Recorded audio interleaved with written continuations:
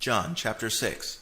After these things, Jesus went away to the other side of the Sea of Galilee, which is also called the Sea of Tiberias. A great multitude followed him, because they saw his signs which he did on those who were sick. Jesus went up into the mountain, and he sat there with his disciples.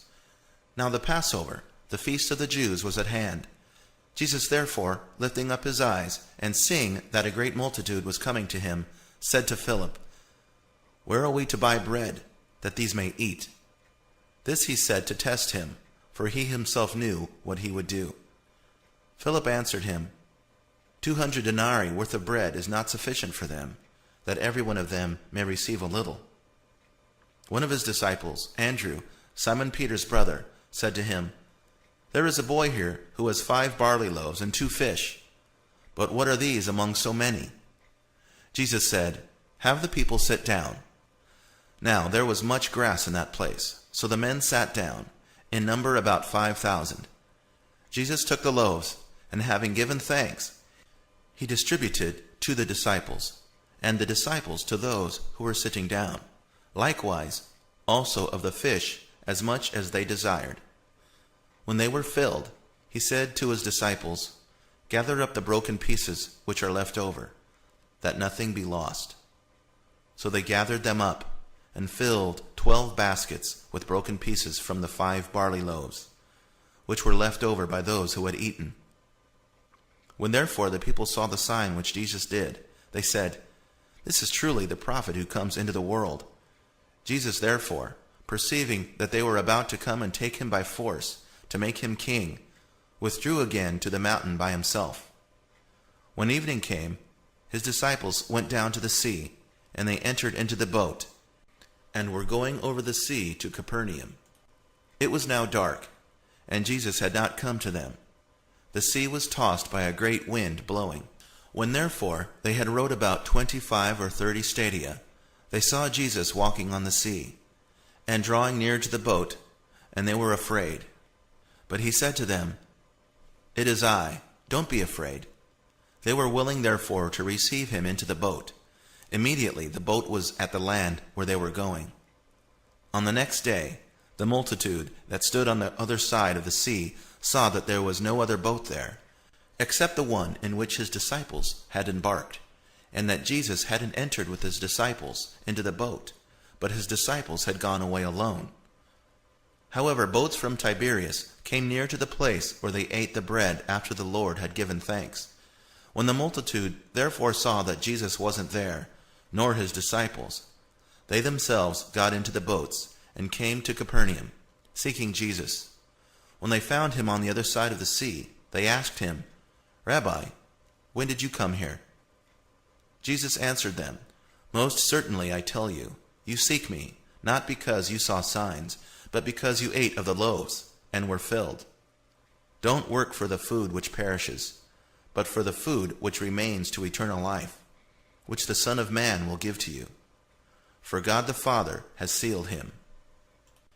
They said therefore to him, "What must we do, that we may work the works of God?" Jesus answered them, "This is the work of God, that you believe in him whom he has sent."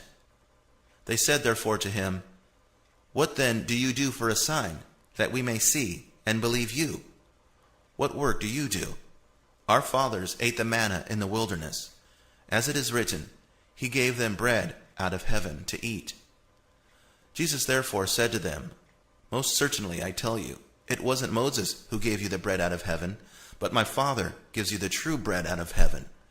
For the bread of God is that which comes down out of heaven, and gives life to the world."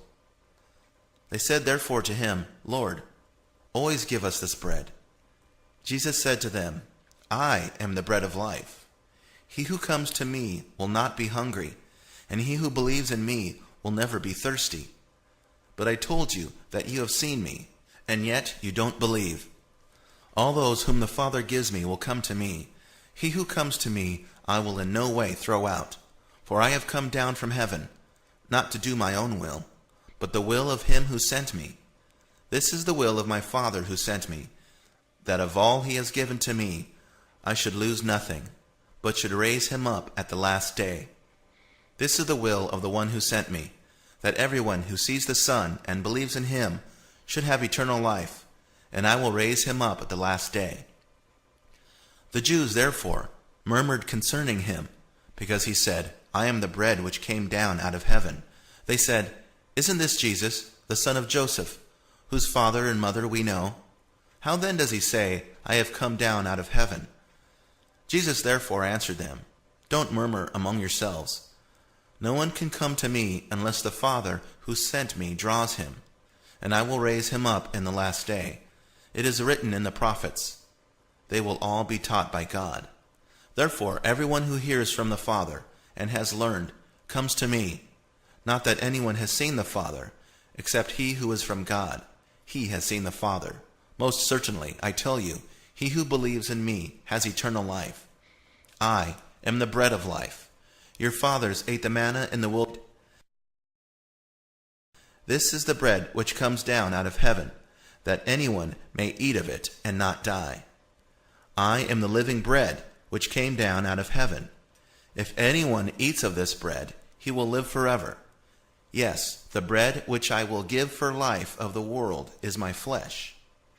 The Jews therefore contended with one another, saying, "How can this man give us his flesh to eat?" Jesus therefore said to them, "Most certainly I tell you, unless you eat the flesh of the Son of Man and drink his blood, you don't have life in yourselves. He who eats my flesh and drinks my blood has eternal life, and I will raise him up at the last day. For my flesh is food indeed, and my blood is drink indeed. He who eats my flesh and drinks my blood lives in me, and I in him. As the living Father sent me, and I live because of the Father, so he who feeds on me, he will also live because of me. This is the bread which came down out of heaven, not as our fathers ate the manna and died. He who eats this bread will live forever." He said these things in the synagogue, as he taught in Capernaum. Therefore many of his disciples, when they heard this, said, "This is a hard saying. Who can listen to it?" But Jesus, knowing in himself that his disciples murmured at this, said to them, "Does this cause you to stumble? Then what if you would see the Son of Man ascending to where he was before? It is the Spirit who gives life. The flesh profits nothing. The words that I speak to you are spirit and are life. But there are some of you who don't believe." For Jesus knew from the beginning who they were who didn't believe, and who it was who would betray him. He said, "For this cause have I said to you that no one can come to me unless it is given to him by my Father." At this, many of disciples went back and walked no more with him. Jesus said therefore to the 12, "You don't also want to go away, do you?" Simon Peter answered him, "Lord, to whom would we go? You have the words of eternal life. We have come to believe and know that you are the Christ, the Son of the living God." Jesus answered them, "Didn't I choose you, the 12, and one of you is a devil?"